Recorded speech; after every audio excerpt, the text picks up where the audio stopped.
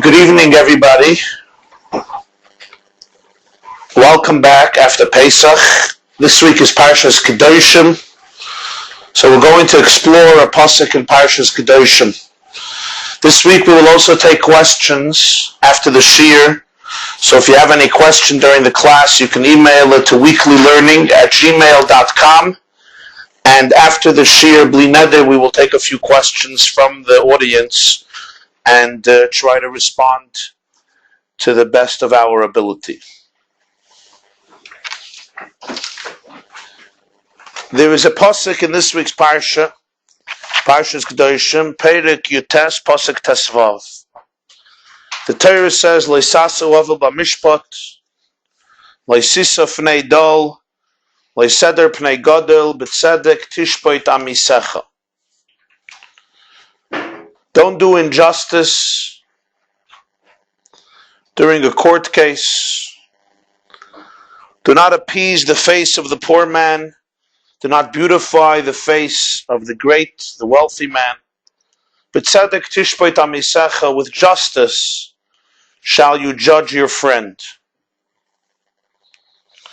So the Gemara in Masechta Shavuos brings two explanations. Masechta Shavuos, Daf Lamed Amud Aleph, two different interpretations of this pasuk. With justice you shall judge your fellow man. According to one opinion, this pasuk is a directive to judges. When a person comes to a judgment in a Jewish court, in a civil case, the judge has to treat the litigants equally. He cannot allow one of them to speak for a long time and the other one he'll cut off. One of them to sit and one of them to stand, because this creates an unequal feeling and will perhaps make one of them feel inferior during the court case. So that's one interpretation in the Gemara. Your judgment towards your fellows, towards your friends, should be with justice, b'tzedek. And then the Gemara gives a second explanation, that the verse is directed at every Jew. And its meaning is, as Rashi also quotes, Havei done es chavercha lekav schus. You must judge your fellow man favorably, giving him the benefit of the doubt. So here we have a commandment in Torah, according to the second interpretation, b'tzedek tishpoit amisecha, with justice shall you judge your friend. What does it mean, b'tzedek? B'tzedek tishpoit is, you should assume that he or she is just. Tishpoit amisecha, how should you judge your fellow human being? Don't judge them initially negatively. Rather, b'tzedek, give them the benefit of the doubt. Assume that they wanted to be just. They were behaving out of positive, productive, and ethical intentions. That is how you should judge your fellow human being. The Mishnah then repeats this in Pirkei Avos, Havei danas kol ha'adam lekav schus. You should judge every human being favorably, giving them the benefit of the doubt. This mitzvah, which according to Rashi, and according to the one interpretation in Gemara and Shavuos, and one interpretation in Rashi on the pasuk, is then a biblical commandment. It's not only a nice thing to do, it's not only a pious thing to do, a unique type of behavior, but rather a mitzvah in Torah, a commandment in the Torah, that when we look at another person who behaves in a way that we feel, perhaps justifiably, is wrong. They do an act, they say a word, they engage in an activity, they respond in a way that authentically is unjust. They did something wrong. We can view them now in two ways. We can assume that they knew that what they were doing or saying or plotting or engaging in, they knew it was wrong, they knew it was evil, they knew it was negative, and they did it nonetheless. In other words, they're bad people, or they have serious evil in them that is dominating their lives. Or we can develop another attitude. We can give them the benefit of the doubt. we can assume in our minds, we can tell ourselves, they mean well. In their perception, in their perspective, this is the right course. This is the just way to go about it. They really feel they're doing the right thing. They did not have ill intentions. They were not plotting evil. They're just doing the best they know to do in this situation, and from their perspective, they want to be just. Perhaps they're making a mistake. Perhaps they don't see the full picture. Perhaps they have been misinformed, or whatever. So the Torah says, give people the benefit of the doubt. And it's this mitzvah that I want to analyze this evening from different perspectives and see how it applies to our lives also pragmatically. Often, we perceive this mitzvah of giving people the benefit of the doubt as something that is transcendent. It's aloof. It's beyond most of us. Because the real person, living in the real world, dealing with real people, knows better. He or she constantly sees people who are obnoxious, who are self-centered, who are egocentric, who just do bad things or say bad things. So it seems like almost a dream wish to demand or to persuade or to influence people to judge every person favorably. But when we look at our sources, when we study the literature of Torah, the literature of Musar, of Jewish ethics, of Kabbalah, of Chassidus, of Medrash, we learn that in addition to this being a mitzvah that Torah tells us to do, in addition to that, there are three major benefits and very pragmatic benefits when we make it a habit of judging people favorably. Number one, when you learn to judge people favorably and give them the benefit of the doubt, see the schus in them, the merit, judge them meritoriously, rather than the opposite of meritoriously. First of all, you yourself live a much more serene and happier and more joyous life. You're not so bitter. You're not angry. When you go to shul, or you go to your workplace, or in your home, or in the street, or wherever it is, and you see a person's behavior and you assume that they're acting negatively with the knowledge that this is negative and they have an ill or evil intent, if you're a human being, especially if you're sensitive and you're emotional, it's difficult to bear. So you come home, you're bitter, you're angry, you're depressed, you're enraged.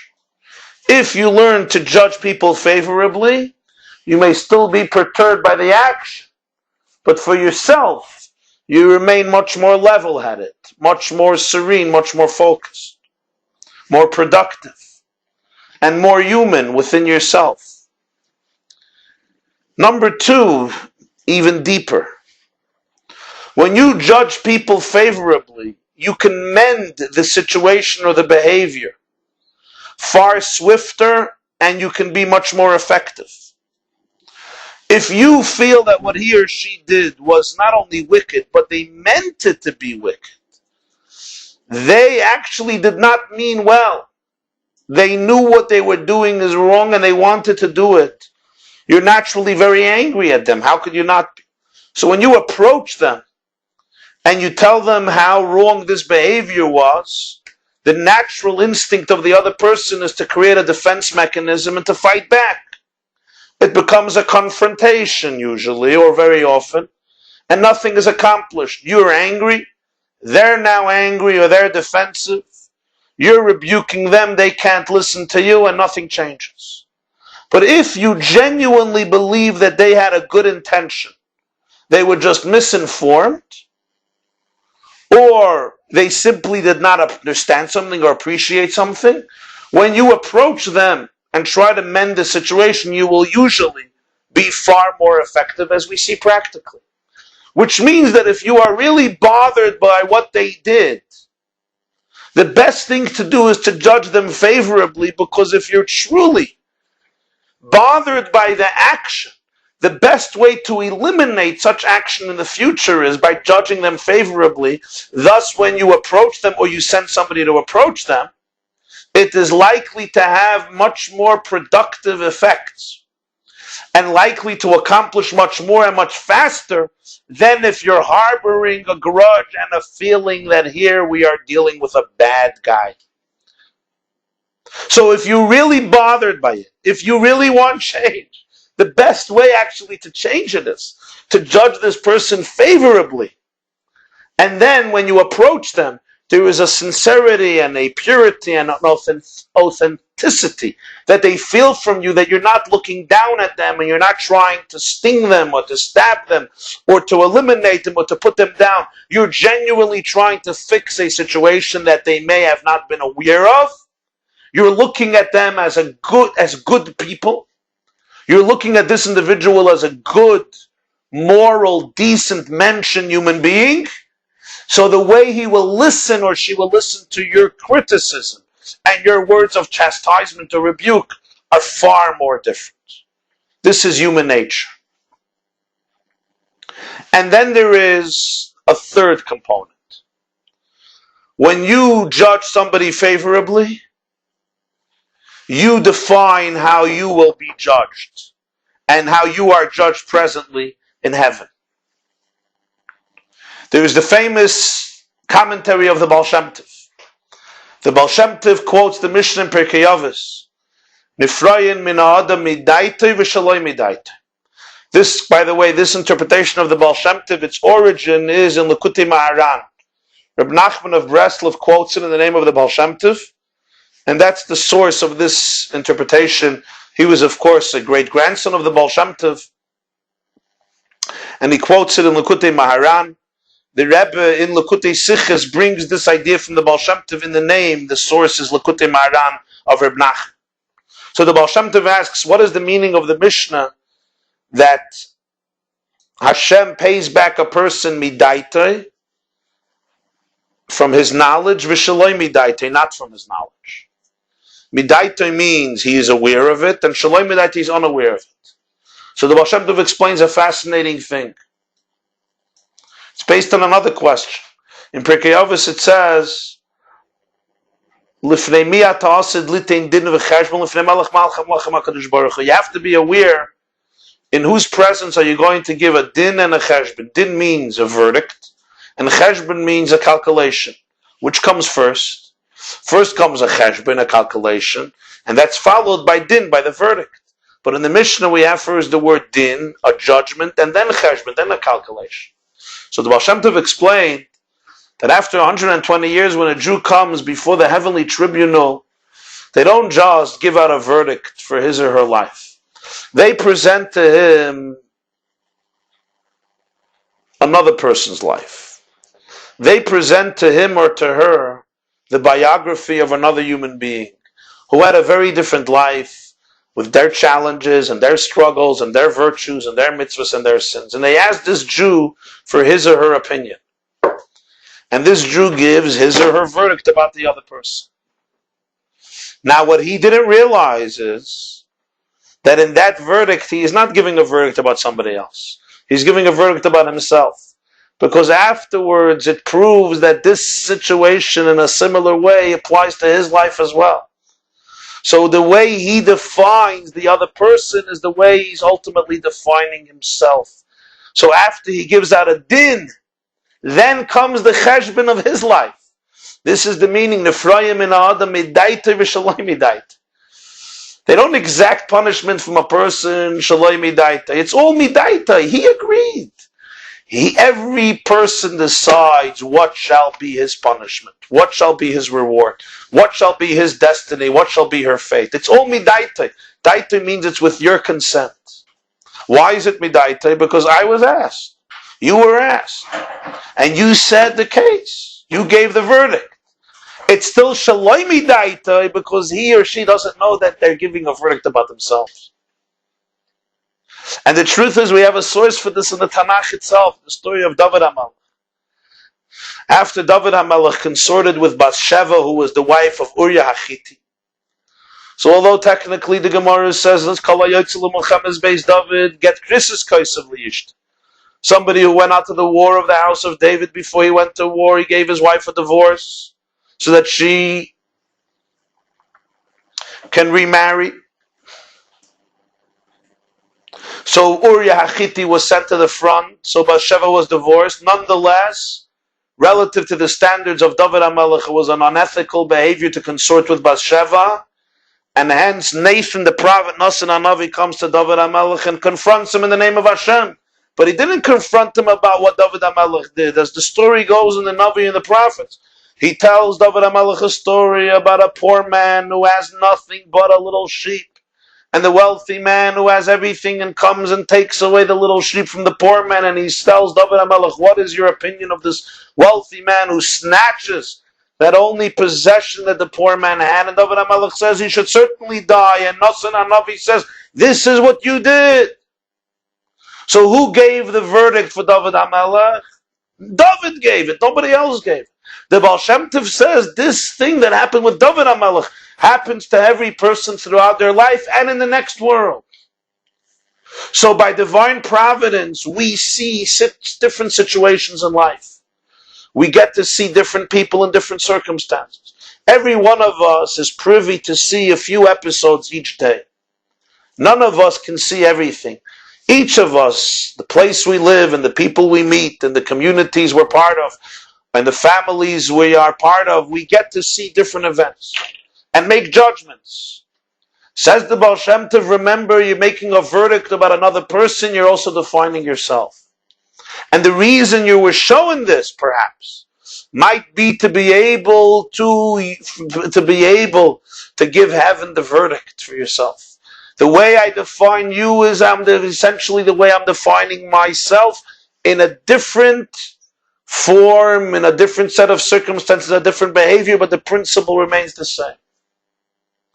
And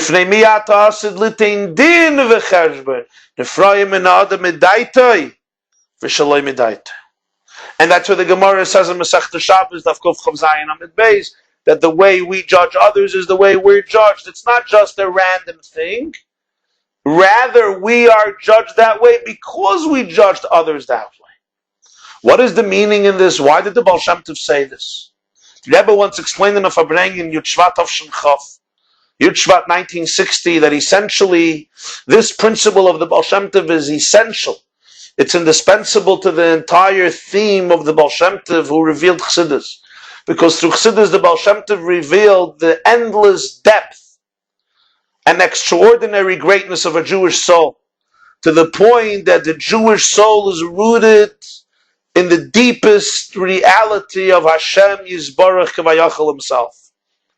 Hence the Baal Shem Tov is saying you should know that nobody in the world is a master over the destiny and the fate of a Jew. Even when the Jew passes away and comes to heaven, no angel in the world, no force in the world, as heavenly and celestial as it is, has the power to give out a verdict over the fate of a Jew. Why? Because the Jew is intimately connected with Hashem himself, transcending all of the angelic beings, all of the levels, including the heavenly court and the heavenly tribunal, etc. Thus, only the Jew himself or herself has the power to define their fate and destiny. Ultimately, only you can define who you really are. You have the freedom and the choice and the liberty to define who you are and what your fate will be from within your very essence. So therefore, even though the Jew has to be judged, nobody can judge him. Only he can judge himself. How can he judge himself? He's biased. By judging others, he judges himself. And on this theme, the Eitzer HaChaim, Sefer Eitzer HaChaim, brings an extraordinary story of the Baal Shem Tov. And the story goes like this. It's in Eitzer HaChaim, Parshas kdoshim, and in Eitzer Chesed, in chapter 4, Perek Dalet. One of the students of the holy Rebbe Yisrael, Baal Shem Tov, spent Rosh Hashanah by his Rebbe, the Baal Shem Tov. He was standing in shul and davening on this great day, the first day of the year, when we coronate Hashem as our King. In the middle of davening, the container that contained tobacco used to smell to snuff fell down. So this student bent down and lifted the container and snuffed the tobacco, what we call in Yiddish, ashmek tabak. At ashmeget on the tabak, he sniffed the tobacco. He smelled the tobacco. A friend of his, who was also a student of the Baal Shem Tov, he was from the Chevraya Kadisha, from the holy group of the Baal Shem Tov, was standing there and he observed this scene. And he became very angry that a student of the holy Baal Shem Tov, in other words, a man of great spiritual value and integrity, in the middle of davening on Rosh Hashanah, interrupts his davening, interrupts his intimate moments with Hashem. Why? In order to be able to smell tobacco.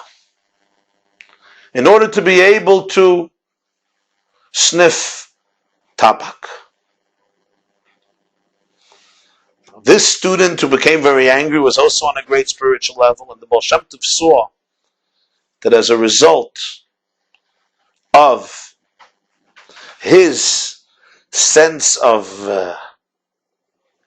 ire on the other student who sniffed the tobacco in the middle of davening, a decree went out that the student who sniffed the tobacco should pass away that year. The Baal Shem Tov began creating a commotion in heaven, but nothing helped. All the lamentations and prayers and demonstrations of the Baal Shem Tov were ineffective until it came the night of Hoshana Rabbah. Hoshana Rabbah is, of course, the seventh night of Sukkot, and that night the Baal Shem Tov, through his prayers, changed the decree. How? The condition was that if the prosecutor himself, if the student who thought such bad thoughts about his friend would give his friend the benefit of the doubt and judge him favorably, the decree will get nullified. But how do you get that student to change his perspective of what happened in Rosh Hashanah? It was just a fleeting thought. So the Baal Shem Tov went into shul, and he sees that this student, who in his mind prosecuted the other students who sniffed the tobacco, he was in the middle of saying the tikkun of Hoshana Rabbah, and Hoshana Rabbah it's the custom to read Chumash Dvarim and to say all of Tehillim. And he was in the middle of reading Sefer Dvarim of Chumash. So the Baal Shem Tov removed his Gadlus HaMoichin, which means he was an extraordinary mind and a great spiritual soul, and the Baal Shem Tov removed his spiritual and intellectual capacity from him, so that this student could not continue reading the Chumash Dvarim on Hoshana Rabbah with the proper meditation and focus. So he started to walk around the shul just thinking about various things. Suddenly, as he's thinking, he starts thinking about the following question. Why is it that God allowed humanity to discover the tobacco in the last generations? It's certainly by divine providence that till the last generations, people were unaware of the tobacco grass, so they couldn't smell it or sniff the tobacco. Why is it?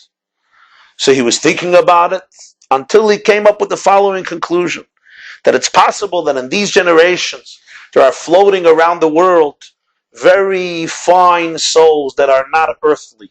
They're not concrete souls. They're like heavenly souls, otherworldly souls. And because of their fineness, they're incapable of enclothing themselves in a physical incarnation in earthly bodies. They're just too sublime for it. But these souls also have to be rectified. And they can't enclose themselves in bodies to live a life and learn Torah and observe mitzvahs and do good things. So how will these souls rectify themselves? So one needs a special avodah. Other souls have to rectify them through a special avodah, through a special work, which is also very fine and not something concrete, not something tangible, which touches the soul. What is that? It's smelling. The Gemara says in Brachas, Daf Mem Gimel, Ezo davar shaneshama nenis mimenu ve'ena guf nene mimenu havarim zeireach. Aroma is something that the soul enjoys. It's not so much a bodily experience, it's more of a soulful experience. Ishei reach nichoyach laHashem.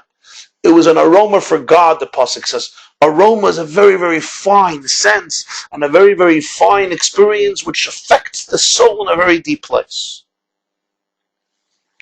By the way, parenthetically, in other Hasidic Svarim, there's the explanation why the great tzaddikim, Baal Shem Tov, Reb Levi Yitzchak Berditchever, the Rebbe Reb Melech of Lezhensk, the Heilige Rebbe Yisrael Rishner, and other great tzaddikim used to sniff tobacco regularly.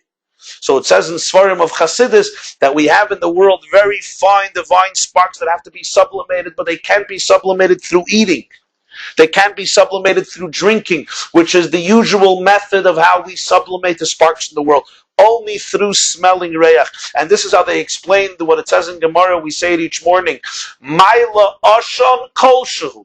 Literally, it means that in the ketores and the incense they prepared in the Beis Hamikdash, which generated a tremendous aroma every day, there were different ingredients. There were 11 categories of incense. And the Mishnah says, that Chris is Davav, Maila Ashon Kolshu. They also had to put in something which generated a lot of smoke.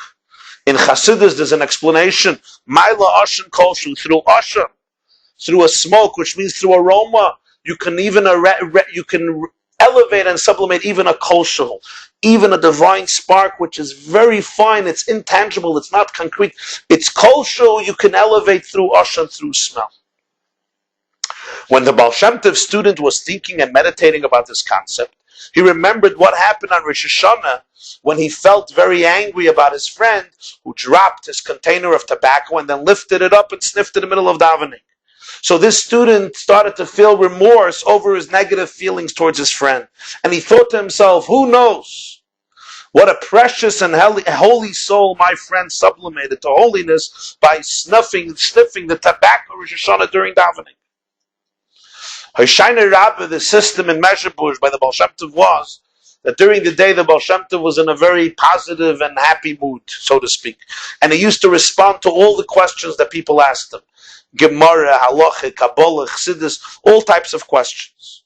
This student went over to the Baal Shem Tov Hoshayna Rabbah and he asked him the question that he was thinking about the night before, when he couldn't think straight and learn Chumash, so therefore he was thinking about all these various thoughts, he was daydreaming. So he asked the Baal Shem Tov, why is it that the phenomenon of sniffing tobacco was revealed in the last few generations? And the Baal Shem Tov told him, I want you to answer this question. So he told his Rebbe what he was thinking about it. So the Baal Shem Tov told him, tell us now the other things you were thinking about. So the Talmud said, the student said that he was also thinking about that he regrets profoundly the fact that he felt so angry and he had a kpeda towards his friend on Rosh Hashanah. When the Baal Shem Tov heard this, he revealed to him the whole story from beginning to end, and he told him that as a result of judging this person favorably on Hoshayna Rabbah and verbally communicating it, he nullified the decree on this Jew, and the Baal Shem Tov forewarned him that when it comes to your friend, when it comes to another person, another human being, you should dana sa'adam lekaf schus, as long as you're not sure beyond any shadow of a doubt that this person was guilty and had ill intent, judge them favorably. And who can ever be 1,000% sure? The only way we could be sure is if we spoke to them already and we rebuked them and we're sure that they understood everything we said, and nonetheless they continue to do it again, even though they really, really got and agreed with what we said. How can you be sure of that? The Chofetz Chaim writes famously that today there's nobody who knows how to be mechiach somebody else, to the extent that you could say that they really internalized it and accepted it, and now if they do it again, there's evil intent. And this is how the Baal Shem Tov interpreted the pasuk in Parshas Mishpatim. It says in Parshas Mishpatim, Al tashes yadchem rasha liyas eid chamos. Don't place your hand with a wicked person to serve as a false witness. What does this mean? Literally, the pasuk is saying, as the Even Ezra explains, as the Siparnai explains, that you should not assist a false witness to go testify with him. If there's a false witness testifying against somebody, don't assist him.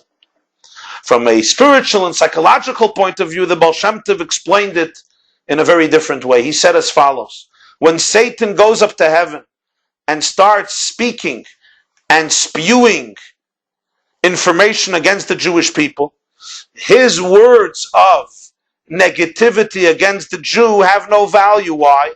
Because Satan is a single witness. And in Torah there's a famous principle, al pi shnayim eidim yakum davar. Everything must be established based on two witnesses. So what does Satan do? He waits and he anticipates with bated breath till another Jew says something bad about his or her friend, gossips about his or her friend.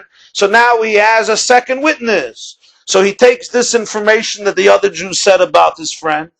He takes this information, he collects it, he records it, and together with him we have two witnesses. Now you have two witnesses in heaven. This has an effect. So this is how the Baal Shem Tov explained the pasuk. Al tashas yatchim rasha liyas eit chamas. Don't join hands with a Russia to be a false witness. In other words, don't join forces with the Satan. Don't wrap your hand around him and become a partner with him in crime. Don't talk evil or negatively about another Jew, because as a result of that, you are going to be turned in to an Eid Chamas, to a witness who, together with the Yetzer Hara, is bringing down another human being. Even if you have to rebuke the behavior, and even if you have to chastise the negative act, the Baal Shem Tov said, don't condemn the human being, only that particular act. And remember always to judge a person favorably. Have a wonderful evening.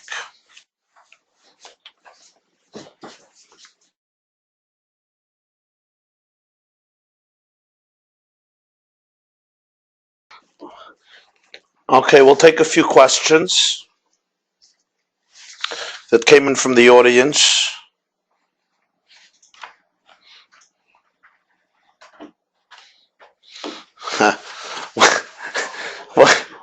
What do you do if there's a person who repeats the same act over and over again? How could you perform this commandment of judging them favorably? Well, you have to distinguish between judging the person favorably and condoning the act. Havei danas kol adam l'kav zchus doesn't mean that I believe that everything is good. Whatever you do is positive and ethical and moral. This is not about moral relativism, that there's no standard of right and wrong, and whatever you do is good, is truth. Rather, this is about how we define the person and the motivation behind this act or these words. The act may be unjust. The question is, what was the motivation?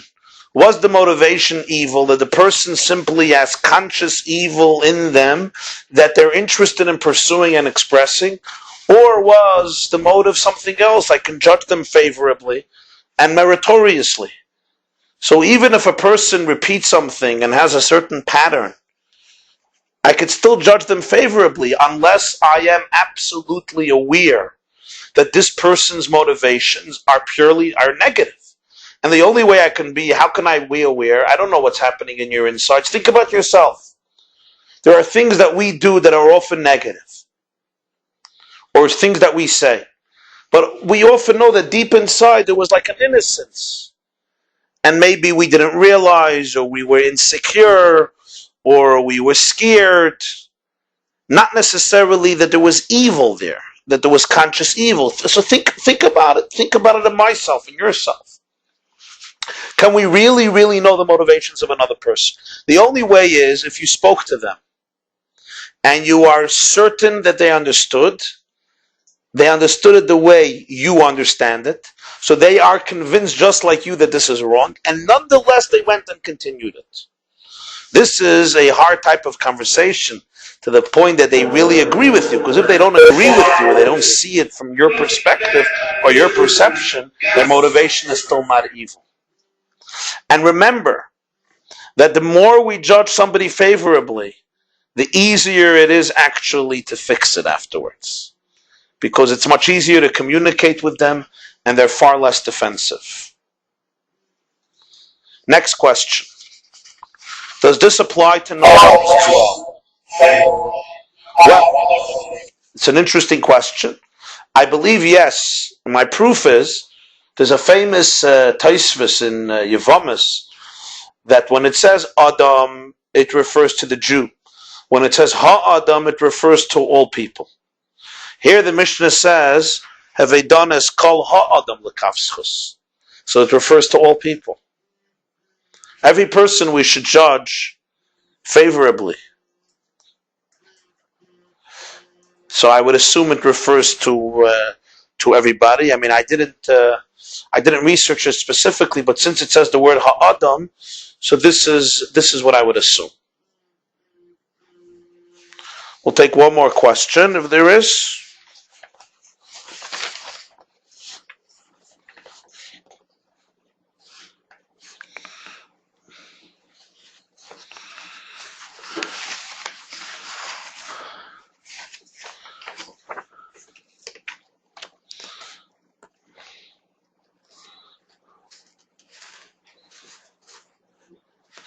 What is the source of this interpretation of the Baal Shem Tov that when every Jew faces heaven after his or her life, the verdict that is conferred upon him is given by him himself? What is the source of it? Well, it's the Baal Shem Tov's idea. This is a Hasidic idea that was revealed through the Baal Shem Tov, like many other great ideas of Hasidus. The first written source I mentioned is from Likutei Maharan, which is the magnum opus of Reb Nachman of Breslov, who was a great-grandchild of the Baal Shem Tov, and one of the very well-known, fascinating Hasidic masters of his time, who's interred famously in the city of Uman in the Ukraine. And many people, Breslov Hasidim and others, go visit his holy resting place. And in his book, Likutei Maharan, he quotes this. As I explained before from the Rebbe, how this idea is essential to the ideas of Hasidus, about what a Jew is and what a soul is. Have a wonderful evening.